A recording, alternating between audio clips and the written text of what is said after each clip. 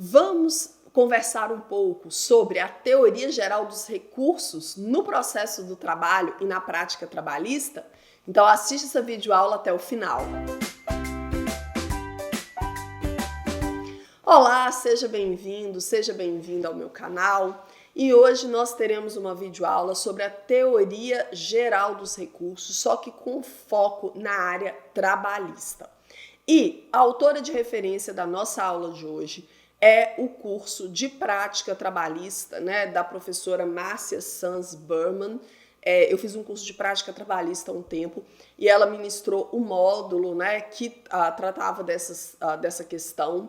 Vou colocar um link aqui embaixo, com a referência do curso e também um link para a compra do livro da professora, Ela tem um livro que ela organizou com outros autores sobre a reforma trabalhista, para caso você queira, tenha interesse em conhecer o trabalho dela e em adquirir. E eu já peço a você, se você gosta dos meus conteúdos, se tem sido útil para você, deixe um like aqui embaixo, faça sua inscrição e recomenda o meu canal para amigos e amigas, que podem se beneficiar deste conteúdo, mesmo, que não seja ainda aluno ou aluna meu. Gente, o que a gente tem para falar sobre essa teoria geral dos recursos, no processo do trabalho? A professora Márcia Sanz Berman, ela conceitua os recursos, ela fala que eles são um meio ou instrumento destinado a provocar o reexame da decisão judicial. E a mesma autora, ela pondera, que nós não podemos confundir recursos com ações autônomas de impugnação. Porque existem alguns tipos de ações judiciais que elas podem até ter como efeito, a reforma de uma decisão, mas elas não são recurso, não é a mesma coisa que recurso, é uma ação específica. E aí a professora Berman, ela nos dá como exemplo, a ação rescisória, o mandado de segurança, a reclamação, embargos de terceiro, dentre outros aí. E a professora Márcia, ela ainda diz para nós, que a gente também não pode confundir recursos com sucedâneo recursal. O sucedâneo recursal seria todo meio de impugnação de uma decisão judicial, que nem é recurso e nem é uma ação autônoma de impugnação. E aí ela dá como exemplo, o pedido de reconsideração, o pedido de suspensão da segurança, dentre outros. Vamos lá, pessoal. Direito do trabalho. A gente tem no artigo 893, da CLT, a Consolidação das Leis do Trabalho, um rol exemplificativo de recursos que cabem na seara trabalhista. O que não quer dizer que não caberão outros, Esses outros aí geralmente estão previstos no CPC. Então, 893 a gente tem o inciso 1º, embargos, inciso 2º, recurso ordinário, inciso 3º, recurso de revista, inciso 4º, agravo. Ainda não é a videoaula que eu vou falar sobre o uso de cada um desses recursos, ok? Nós teremos uma videoaula em que eu vou falar o uso de cada um desses recursos, mas por enquanto é só a teoria geral, os aspectos processuais dos recursos mesmo. A gente tem aí alguns parágrafos. No 893, o parágrafo 1º, por exemplo, ele fala para nós que os incidentes do processo do trabalho, no caso, são resolvidos pelo próprio juiz ou tribunal, mas só é apreciado o mérito das decisões interlocutórias em recursos de decisão definitiva, é porque no direito do trabalho existe o princípio da irrecorribilidade imediata das decisões interlocutórias. Por exemplo, você está participando de uma audiência trabalhista e aí o juiz ele indefere a oitiva de uma testemunha que você indicou. Você tem que pedir para constar o seu protesto, você não recorre na hora, e aí depois, quando você interpuser algum recurso, em face da decisão definitiva, aí é possível, que esse incidente aí, referente a essa decisão interlocutória do juiz, seja apreciado. E o parágrafo 2º, fala que a interposição de recurso para o STF não prejudica, a execução do julgado. Então, breve comentário do 893 da CLT. E aí, para a professora Berman, a gente tem diferentes classificações dos recursos em âmbito da justiça do trabalho. né, em âmbito do processo trabalhista. Então, o recurso ele pode ser classificado quanto à extensão da matéria, né? Então, você pode recorrer de forma total ou parcial da decisão, né, da sentença. Está no artigo 102 do Código de Processo Civil, ok? Perdão, artigo 1002 do Código de Processo Civil. E aí, a professora Berman, ela até aponta para nós, né? É porque os capítulos da sentença, eles podem ser independentes ou dependentes entre si. Então, o juiz aceitar ou não seu pedido de dano moral é algo que independe do reconhecimento dos demais pedidos, por exemplo, pleiteados, né, pelo reclamante. E aí tem alguns outros pedidos, né, que são dependentes. Por exemplo, reflexo salarial da hora extra. Você só vai ganhar se o juiz reconhecer, né, que o reclamante tem direito a horas extras. Então, se o juiz entende que não houve horas extras, né, consequentemente não houve os reflexos sobre as horas extras. Então, você pode recorrer da sentença total ou parcialmente. E aí sim, né, a professora Berman, ela fala que capítulos independentes da sentença, né, que não são objetos de recurso, são atingidos pela preclusão, autorizando a execução definitiva. Ou seja, você tem que ter o cuidado de apresentar o recurso referente a todos os pontos da sentença com os quais você não concorda. Porque se você não recorrer de algum desses pontos, né, está precluso o direito de questionar, né, aquele ponto da sentença depois. Aí, ainda dentro da classificação dos recursos, quanto à fundamentação, né, os recursos podem observar a forma livre ou vinculada. Na forma livre, não tem uma requisito formal para apresentação das razões, a exemplo do recurso ordinário, né, do agravo de petição. Já os recursos na forma vinculada, existe uma formalidade a ser observada, né? Então, por exemplo, os embargos de declaração, o recurso de revista, né? Os embargos ao TST, as razões têm uma forma a ser apresentada. Ainda para a professora Berman, né, quanto à obrigatoriedade, os recursos eles podem ser voluntários, a maior parte deles são, né? A parte vai recorrer se ela quiser. A interposição de recurso não é obrigatória, mas quanto à obrigatoriedade, existem alguns recursos que são obrigatórios, por exemplo, são necessários, né? Porque a obrigatoriedade do recurso eles podem ser voluntários ou necessários. Então, por exemplo, quando o Ministério Público do Trabalho ajuiza, né, um determinado tipo de ação em defesa aí do trabalhador ou de um grupo de trabalhadores, né, pode ser que ele seja obrigado a recorrer no caso concreto.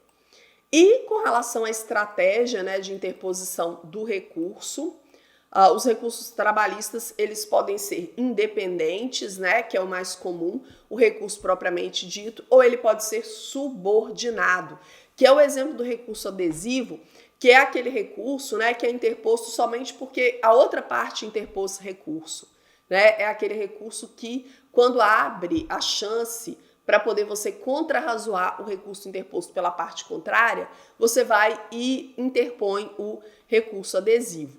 A fundamentação dele está no 997, parágrafos 1º e 2º do CPC.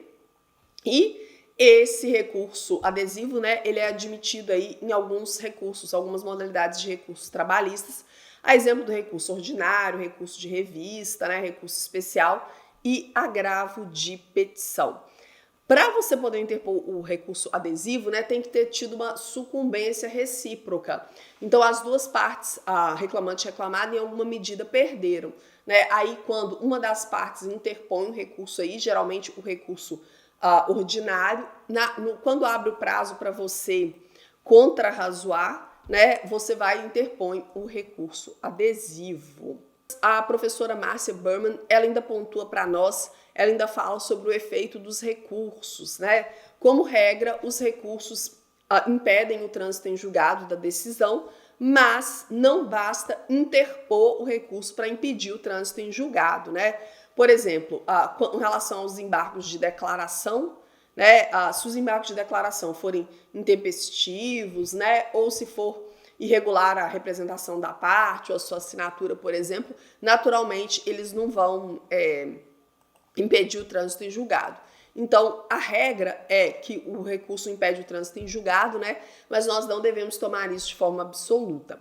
Um outro efeito do recurso, né, é o efeito suspensivo da decisão, que também, né, a professora Marcia Berman, ela apontou para nós que ele não é automático no processo do trabalho.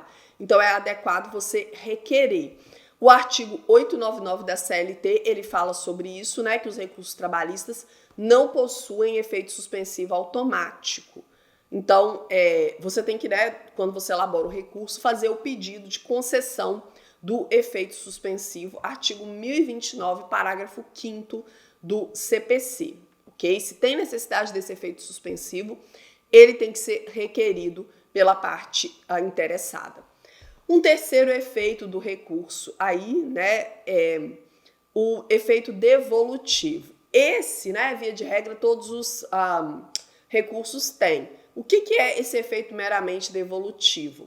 Significa dizer que ele devolve a decisão para ser reapreciada, para ser apreciada novamente, seja pelo órgão prolator da decisão, né, seja para o órgão judicial prolator da decisão, geralmente o juiz aí de primeiro grau, ou por outro órgão judicial de instância superior. Então, devolutivo, né, ele devolve a decisão para ela ser reexaminada, ok?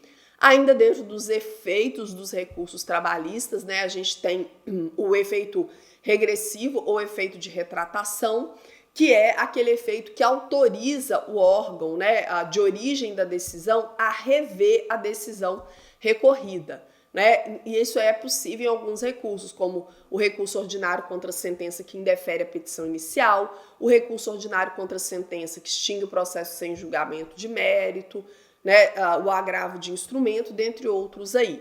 Então, é possível ter o efeito regressivo ou de retratação, aquele efeito que autoriza que o órgão que prolatou a decisão trabalhista, né, ele próprio faça o reexame da decisão recorrida.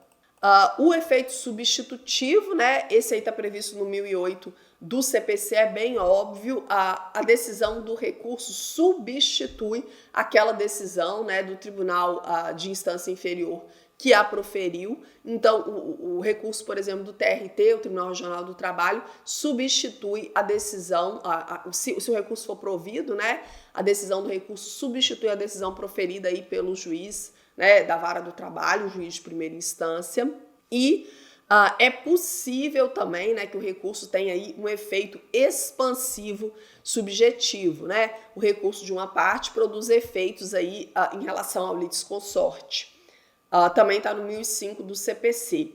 Lembrando, né, que é possível, então, que uma decisão judicial afete aí, tem esse efeito de afetar outras pessoas que estão envolvidas no processo, que não são necessariamente aquela parte que recorreu. E aí a professora Márcia, né, ela nos lembra que no processo do trabalho, a decisão não forma coisa julgada, né, para a previdência social.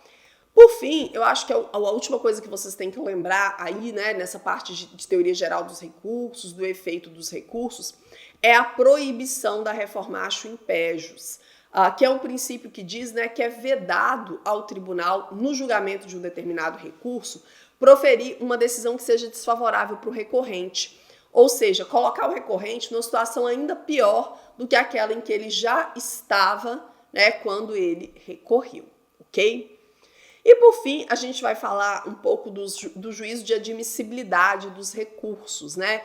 E aí a professora Berman, ela divide para nós os recursos, né, entre o juízo de admissibilidade dos recursos. Ela fala que existem os pressupostos extrínsecos, né, que tem a ver com o modo do direito de recorrer, e os pressupostos intrínsecos, que tem a ver com o recurso propriamente dito. Para a gente fechar hoje, a gente vai falar sobre os pressupostos extrínsecos, né, até para essa videoaula não ficar muito longa, e aí depois eu falo sobre os pressupostos intrínsecos na nossa próxima videoaula, ok? Já combinei com os meus alunos e alunos.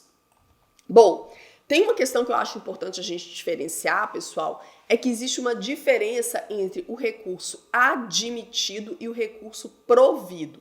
O recurso admitido tem a ver que está relacionado ao fato de que esse recurso ele foi aceito para ser apreciado pela instância superior, né, pelo tribunal aí de segunda instância, né, ou de instância superior. Então, o recurso admitido quer dizer que ele foi aceito, enquanto o recurso provido, né, quer dizer que o recurso interposto pelo autor, ele foi julgado procedente, vamos dizer assim, pelo autor não, perdão, pelo recorrente, né? Então, o recurso admitido, o recurso foi aceito pelo tribunal para o qual você o enviou, ok? Aceito no sentido de que ele vai ser apreciado, de que ele vai ser julgado. E aí o recurso provido quer dizer que ele foi julgado e que foi dada razão ao recorrente. Então, quando a gente fala em juízo de admissibilidade dos recursos, nós estamos falando de determinados critérios para que o tribunal aceite o recurso, mas para que ele aceite no sentido dele aceitar julgar aquele recurso. Aceitar apreciar o recurso não quer dizer necessariamente que ele vai dar razão para o recorrente, né? Que o recurso vai ser provido. Então, olha só, o primeiro requisito aí é o da tempestividade, né? Para que o juízo de admissibilidade do recurso ele seja exercido, né? Para que o recurso seja admitido, ele tem que ser interposto dentro do prazo legal. Né? Então, a maior parte dos recursos tem um prazo aí de 8 dias, né? Por exemplo, recurso ordinário, agravo de instrumento, recurso de revista, em âmbito do processo do trabalho.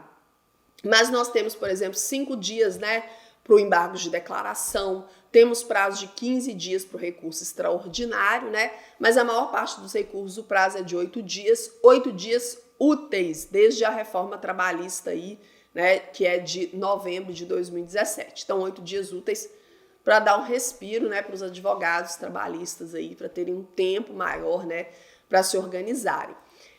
Um outro pressuposto de admissibilidade, né, do recurso é o preparo. O preparo tem a ver com o regular depósito, né, das custas judiciais, das custas processuais, perdão, e do depósito recursal, né, que é critério aí para interposição de recurso ordinário, recurso de revista, agravo de instrumento e recurso extraordinário. Então, o preparo tem a ver com a parte recorrente, pagar as custas processuais e depositar aí, né, efetuar o depósito recursal.